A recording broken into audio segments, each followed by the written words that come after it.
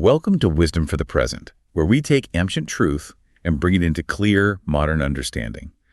This episode uses AI-generated narration based on human-researched and written material. Glad to be here. So imagine this. You sign a peace treaty that is so humiliating, so seemingly one-sided, that your own closest allies, your own generals, are basically on the verge of mutiny. Right. They think you've completely lost your mind. Exactly. They think you've just surrendered. But then you have historians and sociologists looking back at that exact moment, that specific treaty, and they call it like one of the most brilliant strategic victories in human history. It's a massive paradox. It really is. And that paradox is the absolute center of our deep dive today. We are looking at 3 chapters from the Qur'an, chapters 47, 48, and 49, also known as Muhammad, the Victory, and the Chambers. Right. And, while the source material is obviously deeply theological, we are going to look at it through a very specific lens today. We're looking at human sociology, state building, and conflict resolution. Yeah, let's unpack this, because we are basically looking at a masterclass in community building, written over 1,400 years ago. What's fascinating here is that we're tracing the evolution of a civilization in real time. Like when we analyze the historical footnotes and the translation of these specific texts, you see a very distinct 3-part progression. Okay, lay that out for us. Well, we start with a community facing literal physical annihilation. That's chapter 47. Then we move into this incredibly tense period of strategic, ego-crushing compromise in chapter 48. The treaty you mentioned. Exactly. And then finally, by chapter 49, the external threats have largely subsided. But now they face an even more dangerous challenge, which is how to live together. How do they scale their society and, frankly, avoid destroying themselves from the inside out? Wow. Yeah. So it moves from the chaos of the battlefield to the intimacy of private conversations. It really does. It's a masterclass in moving from mere survival to the complex diplomacy of a functioning society. I was thinking about this when I was prepping. It's almost like building a startup, right? Like first, you're just trying not to go bankrupt. That's chapter 47. Right. Just keeping the lights on. Yeah. Then in chapter 48, you have to sign this brutal but necessary merger just to stabilize the company. And finally, by chapter 49, you have to build an HR department because suddenly you have thousands of employees who have no idea how to talk to each other. That is actually a perfect analogy. And the historical context here isn't just trivia, It's the essential lens through which we have to understand the extreme pressures this community was facing. So let's establish that context. Yeah. Because to understand the mechanics of this, we really have to look at the geopolitical reality of the time. We are talking about the shift from Mecca to Medina, right? The Hijra. Yeah. And the early Muslims didn't just decide to move to the suburbs. They were fleeing systemic violent persecution in Mecca. They arrive in Medina as completely displaced refugees, penniless. But Mecca wasn't just like a hostile neighboring town. No, not at all. Mecca was the economic and cultural center of the Arabian Peninsula, largely because they controlled the religious pilgrimage trade. Right. So the Meccan elite, the Quraysh, they couldn't just let this happen. They couldn't afford to let this new monotheistic community survive and potentially disrupt their regional monopoly. Exactly. So they begin organizing massive military campaigns to just completely crush Medina. And the power asymmetry here is crucial. Medina is impoverished, they are disorganized, and they are vastly outnumbered. While the Quraysh have the wealth, the alliances, the established military infrastructure. Right. And so this is the environment in which chapter 47 is revealed. It is a time of absolute panic, extreme vulnerability. The text marks this specific moment when the community is given the mandate to fight back, but purely to survive. Which makes sense. But what is sociologically fascinating to me is how the text immediately begins to regulate and restrict the very nature of that warfare. Right. Because warfare in 7th century Arabia, and frankly across most of the ancient world, it was a highly lucrative enterprise. Yeah, because of the spoils, and specifically the human spoils. Exactly. You raid a neighboring tribe, you capture civilians, and you sell them. It was a primary economic driver for these tribes. But chapter 47 introduces a rule that completely dismantles that engine, doesn't it? It does. It's a revolutionary shift. The specific text, supported by expensive commentary in our source material, explicitly outlaws the taking of prisoners outside of a regular, declared battlefield encounter. Wait, really? So you couldn't just ambush someone? No. You cannot simply ambush a caravan or raid a settlement in the night and kidnap people. Prisoners of war can only be taken after meeting a conventional army in active combat. Wow. So that instantly criminalizes the most common form of tribal raiding. It just strips away the financial incentive for casual violence. It redefines the entire purpose of the conflict. It's essentially saying you are fighting to neutralize an existential threat, not to run a human trafficking operation. And the text actually goes even further regarding what happens to those prisoners once the hostilities end. Like verse 4 of chapter 47 mandates that prisoners must be set free. Yes, it offers two mechanisms. Either release them as an outright act of grace, like a favor, or release them through a negotiated ransom. But what's notably absent from the text is the option of permanent enslavement. And that absence is huge. By restricting the taking of captives to active battlefields and then mandating their release once the war terminates, the text systematically dismantles the institution of slavery as a byproduct of war. It shifts the whole paradigm. A prisoner is no longer property acquired through conquest. They are like a temporary combatant detained until peace is restored. Exactly. And we see the historical application of this play out later with the Hawazin tribe. Following a major conflict, the prophet released 6,000 prisoners of war purely as an act of grace. 6,000 people. I mean, from a purely economic standpoint in the ancient world, walking away from the ransom or the labor value of 6,000 captives is just incomprehensible. It is. But it proves the underlying sociological mechanism. The goal wasn't subjugation. The goal was to break the cycle of tribal retribution. Right, because if you enslave a tribe, you basically guarantee a multi-generational blood feud. Yes, but if you defeat their army and then return their people, you create this massive psychological shock. And that often leads to lasting alliances. It is the strategic neutralization of a threat through magnanimity rather than brutality. Okay, but I want to push back on something here, or at least introduce a complication for our listeners. Because we are talking about peace and magnanimity.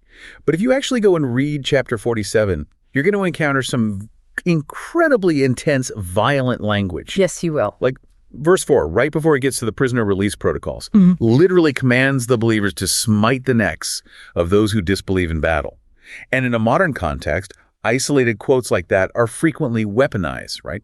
By extremists and critics alike. Absolutely. They're taken completely out of context. So how do we read a text that commands lethal violence without falling into the trap of literalist application in the 21st century? This is where we have to apply rigorous critical thinking. We have to differentiate between a localized historical directive and an internal ethical principle. Think of it like reading legal precedent. Okay, how so? Well, if the Supreme Court issues a ruling on how a police officer can use force during an active bank robbery, you do not apply that ruling to a civilian dispute over a parking space. Right. The ruling is bound by the parameters of the specific extreme event. Precisely. The community in Medina was facing an invading army intent on genocide. The instruction to strike at the enemy's necks is a tactical battlefield directive for 7th century infantry combat, where the objective is to rapidly neutralize an existential threat. It is the grim reality of ancient warfare. To lift that verse out of the mud of the battlefield and apply it as a universal mandate against anyone with a different theology is a gross violation of the text's structural integrity. It's severing the action from its required parameters. Yes. The enduring principle here is the right and often the moral obligation to defend the oppressed and resist tyranny. In year 1 of the Hijra, resisting tyranny required swords. Today, resisting tyranny might require legal advocacy or economic sanctions or civil disobedience. The wisdom is in identifying the principle of defense while leaving the 7th century weaponry in the past. That distinction is vital. It is. And this exact principle of strategic patience brings us to the second phase of this community's evolution. Chapter 48. Yes. If Chapter 47 is about surviving the immediate physical threat, Chapter 48 is about navigating the psychological warfare of a stalemate.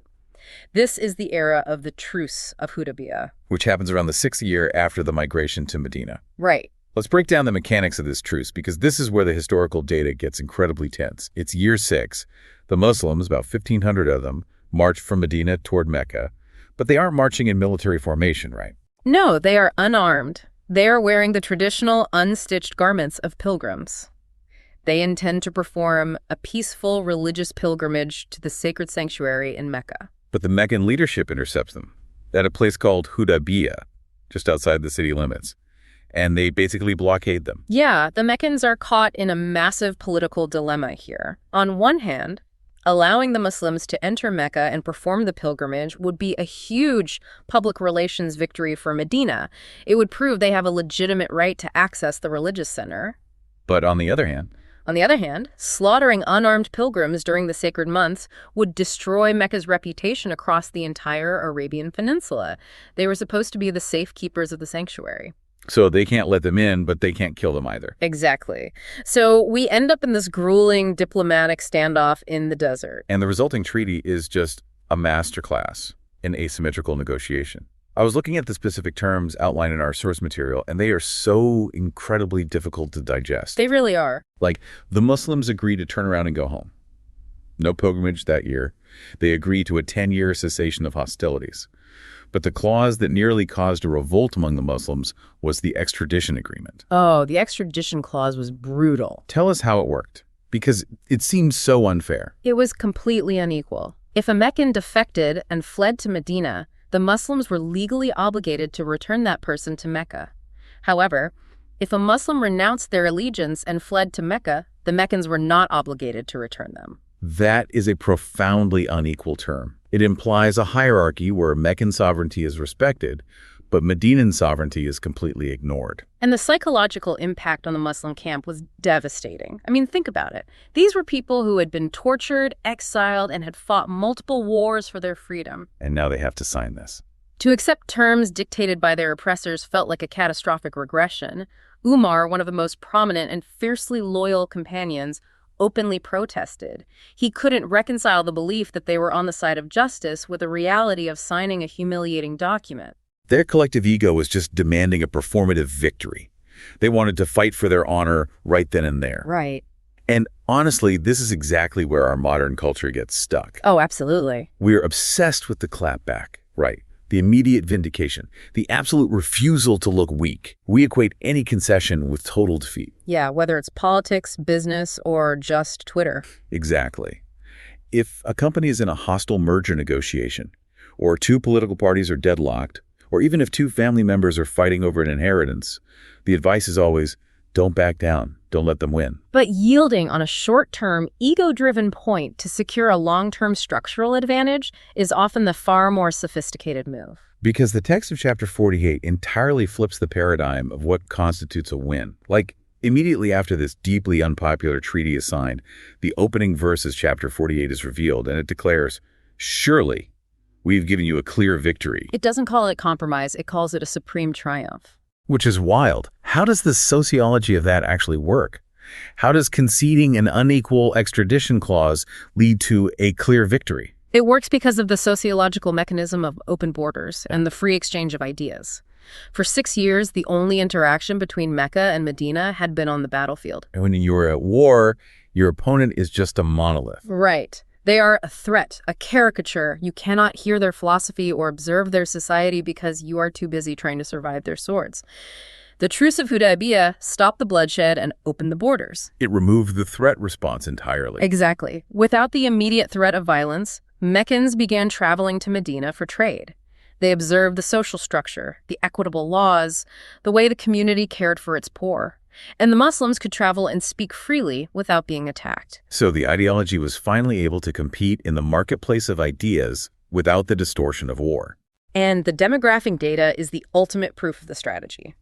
When the Prophet marched to Hudaybiyah, he had 1,500 companions.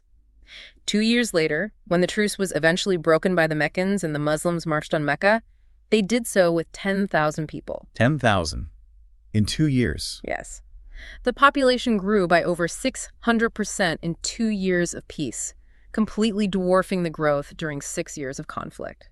That is the power of strategic patience. The clear victory wasn't a conquered piece of land.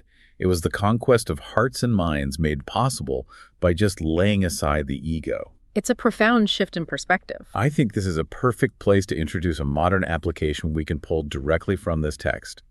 When I was analyzing this dynamic, I started thinking about how we audit the conflicts in our own lives. I call the Hudaybiyah audit. Oh, the Hudaybiyah audit. I like the framing. How would you structure that for a listener? Well, you look at an ongoing, entrenched conflict in your life, say a turf war with a colleague, a legal dispute, maybe a years-long feud with a sibling, And you ask yourself with brutal honesty, am I fighting for a victory that is actually harming the underlying ecosystem? Right. Am I demanding terms that protect my pride but destroy the relationship or the business? Exactly. Mm-hmm. Because sometimes accepting an asymmetrical truce, absorbing a perceived slight, and letting the other person feel like they won the negotiation is the only way to create the space required for long-term growth. Letting them have the last word might actually be your clear victory. But that requires immense emotional intelligence. It requires you to operate from a place of internal security rather than needing external validation. And it's so hard to do. It is. Yeah. And the text actually addresses this internal state. Chapter 48, verse 4 notes that in the midst of this humiliation, tranquility was sent down into the hearts of the believers. True tranquility isn't the absence of conflict. It's the internal stabilization that allows you to absorb a short-term loss for a long-term mission. Wow. Yeah. It parallels the Stoic ideal, doesn't it? The mastery of the internal reaction regardless of external pressures. You see echoes of this everywhere in ancient wisdom. In Sun Tzu's The Art of War, where the supreme objective is to subdue the enemy without fighting. Or in Gandhi's application of ahimsa, where moral force dismantles physical opposition. It's a universal principle of leadership. Okay, so the community survives the physical threat of Chapter 47. They navigate the political minefield of the truce in Chapter 48. The borders open, the population explodes from 1,500 to 10,000. And suddenly Medina is a booming metropolis. The startup has gone from a garage operation to a multinational corporation in the span of a few years. And that brings us to Chapter 49, the Chambers. And this is where the survival of the community hinges not on military tactics or foreign diplomacy, but on human resources. It hinges on sociology. Because of the influx of new people, right? Exactly. Right. When you have an influx of diverse tribes, people with different customs, historical blood feuds, and varying levels of civic education all crammed into one city, the friction is immediate. It's a powder keg. Chapter 49 is a desperate, necessary intervention to establish the strict ethical boundaries required to prevent the society from just imploding. Now, the chapter opens with what seems on the surface like a very mundane, almost petty rule about indoor voices. Right, it really does. It literally commands the people not to raise their voices above the prophet's voice and not to shout at him from behind his private chambers. Hence the title of the chapter. I read that and thought, why is an eternal text concerned with volume control? Well, the historical context provides the essential key here. The new converts pouring into Medina from the deep desert were often unaware of basic civic etiquette. They operated on tribal norms. So how did they behave? When they needed the prophet to resolve a dispute or answer a question, they would literally walk right up to his private living quarters, the chambers, at all hours of the day and night, and simply shout for him to come out. Oh, wow. They viewed his time and attention as a public commodity that they had a right to consume at their convenience, which is incredibly relatable today. I mean, we might not be shouting outside mud brick chambers, but we are absolutely dealing with the exact same violation of boundaries. Yes, the enduring wisdom here is about the mental bandwidth of leadership and the toxicity of parasocial relationships. It establishes the principle that just because someone is a public servant, a spiritual guide, or even just an employee, it does not mean the public or the employer has a 247 claim on their private existence. The text is demanding respect for privacy and boundaries as a foundational pillar of a civilized society. It challenges our modern culture of hyper-accessibility. We expect politicians, creators, colleagues to be reachable at 11 p.m. on a Sunday via email or a Slack message. We feel completely entitled to their immediate response. And the text is saying, no, step back from the chambers. Respect the human need for withdrawal. And that boundary setting is just the beginning. The chapter then moves into a systematic dismantling of what it identifies as the social evils that destroy community cohesion. Yeah. Verses 11 and 12 lay down this rigorous code of conduct. It explicitly bans mocking others. It bans the use of offensive nicknames. It commands the community to avoid suspicion. It forbids spying. And it entirely outlaws backbiting, which is speaking ill of someone in their absence. And the language the text uses for backbiting is visceral. Yeah. It doesn't use a gentle moral plea. It compares the act of backbiting to eating the flesh of your dead brother. It is a deliberately grotesque metaphor. But when you think about the mechanics of gossip, the metaphor is devastatingly accurate. Why is it dead flesh? Because a corpse cannot defend itself. Exactly. When you attack the character of someone who is not in the room, you are preying on the defenseless. It highlights the inherent cowardice of the act. It does, and it also highlights the toxicity of the consumption. The commentary notes that these specific evils, the mockery, the suspicion, the backbiting, they often proliferate not during times of hardship, but during times of wealth and ease. Oh, that's interesting. Why is that? Well, when a community is fighting for survival on a battlefield, they don't have time for petty grievances. But once the wealth flows in and the physical threats subside, people turn their excess energy inward. They start looking for faults in their neighbors. The mechanism of how backbiting destroys a society is fascinating. Gossip isn't just mean. It's an information asymmetry. It creates this shadow economy of trust. Right. Like if I complain to you about Dave's performance in a meeting, I'm not actually trying to help Dave improve. I'm trying to elevate my status with you by diminishing his. I am bonding with you over a shared negative focus. And our modern society is entirely fueled by this. It is the currency of our culture. Call-out culture, celebrity gossip, anonymous internet forums, the casual venting in corporate Slack channels, it is all built on the consumption of dead flesh. It's the easiest way to manufacture artificial intimacy. You bond over a mutual target. But the text bans it completely because it recognizes that a society built on suspicion and backbiting will eventually cannibalize itself. If you will speak poorly of Dave to me today, I subconsciously know you will speak poorly of me to Dave tomorrow. The trust network disintegrates. Which means giving this up is incredibly difficult. And I want to challenge you, the listener, with a practice we'll call the dead flesh fast. The dead flesh fast. That sounds intense. It is. What happens if, for the next 48 hours, you attempt a total embargo on backbiting and suspicion? If someone isn't in the room, you only speak about them constructively. No venting about your manager, no sharing a rumor, no assuming the worst about a stranger in traffic. If you attempt that, you will likely find yourself sitting in silence for a significant portion of your day. You'll realize how much of your social interaction is predicated on critiquing others. Yeah, quitting gossip means you have to fundamentally rebuild how you connect with people. You have to find common ground in ideas, in shared goals, or in vulnerability, rather than in shared outrage. It is a grueling, isolating process at first, which is exactly why the text uses such severe language to shock the community into compliance. It is a total rewiring of human nature. And speaking of rewiring, we see another profound psychological shift in how the text deals with the concept of belief itself. Yes, in chapter 49, verse 14, there is a really fascinating sociological interaction. Set that up for us. Some of the newly arrived desert dwellers proclaim to the prophet, "We believe." And the text instructs the prophet to correct them. It says, "Say not, we believe, but say we submit, and faith has not yet entered into your hearts." What is the distinction being made there? Why correct them? Well, these desert tribes had joined the political entity of Medina. They were following the laws, paying the taxes, and outwardly conforming to the new social order they had submitted to the system. But the text is drawing a sharp line between outward compliance submission and inward internalized conviction, which is faith.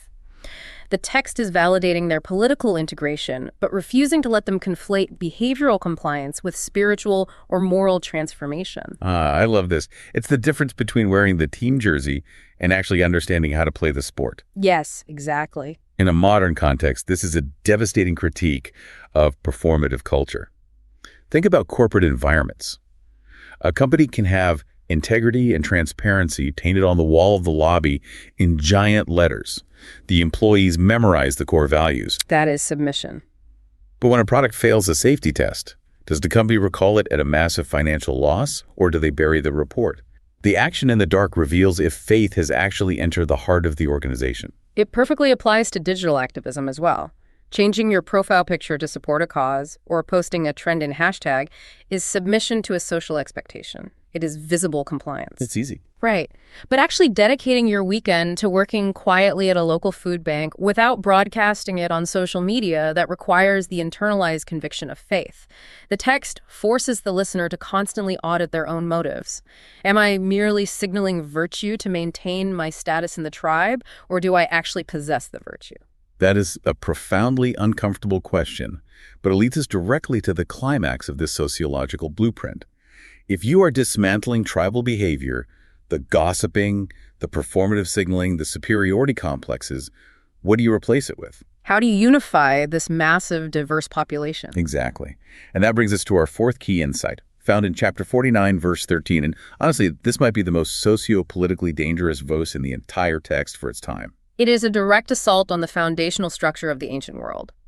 Verse 13 declares, "O mankind, surely we have created you from a male and a female, and made you tribes and families that you may know each other. Surely the noblest of you with Allah is the most dutiful of you." We really have to unpack the economics and politics of this. Because in 7th century Arabia, your bloodline was your credit score, your legal protection, and your social standing. Yes. The Quraysh were the elite purely because of their lineage.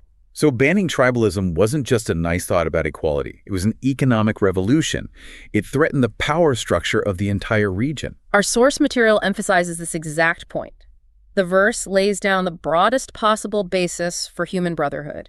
It completely strips away nationality, wealth, and racial lineage as metrics of human worth. It replaces a birthright aristocracy with a pure moral meritocracy. The only metric of superiority is how dutiful, how ethical, how mindful of your responsibilities you are. But the truly brilliant mechanism in this verse is why the diversity exists in the first place. The text acknowledges the reality of different tribes, nations, and cultures, but assigns a specific purpose to it. That you may know each other, not that you may conquer each other, not that you may exploit each other. The differences are framed as an invitation for mutual discovery. And when you look at how modern algorithms govern our digital society, they do the exact opposite. Oh, completely. Social media algorithms are designed to categorize us into hyper-specific ideological tribes and then feed us content that confirms our biases and enrages us against the other tribes. Why? Because fear and anger drive the highest engagement metrics, and engagement drives advertising revenue. Our modern infrastructure literally monetizes suspicion and tribal hatred. Which is exactly what Chapter 49 was trying to ban. So if we want to extract a practical application here, a way to actually live this out, we can look at what we'll call the curiosity mandate. How do we disrupt the algorithmic tribalism? By consciously shifting our default response. When you encounter someone from a different tribe, whether that is someone across the political aisle, someone from a different socioeconomic background, or someone whose worldview fundamentally baffles you, the default human mechanism is defense. Right. We immediately begin formulating our counterarguments to protect our tribal identity. But the curiosity mandate requires you to pause that defensive mechanism and instead fulfill the instruction to know each other. You treat the interaction not as a debate to be won, but as an interview where you are gathering data. You ask questions. How did you arrive at that conclusion? What life experiences shaped that perspective? It doesn't mean you have to agree with them. No. It doesn't mean their worldview is correct, but it shifts the dynamic from hostility to investigation. And it is incredibly difficult to maintain a seething hatred for someone once you genuinely understand the mechanics of their fears and motivations. That is the ultimate goal of these 3 chapters. It is a progression toward profound empathy. And when we look at the broader scope of human wisdom, these concepts are not isolated. The severe condemnation of gossip, the dead flesh, echoes powerfully in the Jewish tradition of lashon hara, the evil tongue, which is considered one of the gravest sins because it permanently fractures community trust. It shows that across time and geography, humanity has always struggled with the same core sociologies. How to survive our enemies, and more importantly, how to survive ourselves. We've covered an immense amount of ground today. We really have. We watched a community pushed to the brink, authorized to fight for their lives, but strictly regulated in how they did it, fundamentally altering the economics of ancient warfare in Chapter 47. We analyze the grueling psychological discipline required to accept an ego-bruising truce in Chapter 48. Proving that strategic patience and open borders can achieve a greater victory than swords ever could. And finally, we explored the incredibly difficult, granular work of building a functional society in Chapter 49. It requires guarding the tongue, respecting the boundaries of leadership, distinguishing between performative submission and true faith, and ultimately dismantling tribalism in favor of a universal, moral brotherhood based on mutual curiosity. It is a blueprint that is as urgently needed in our corporate boardrooms and our digital spaces as it was in the deserts of the 7th century. And it leaves us with a final provocative thought.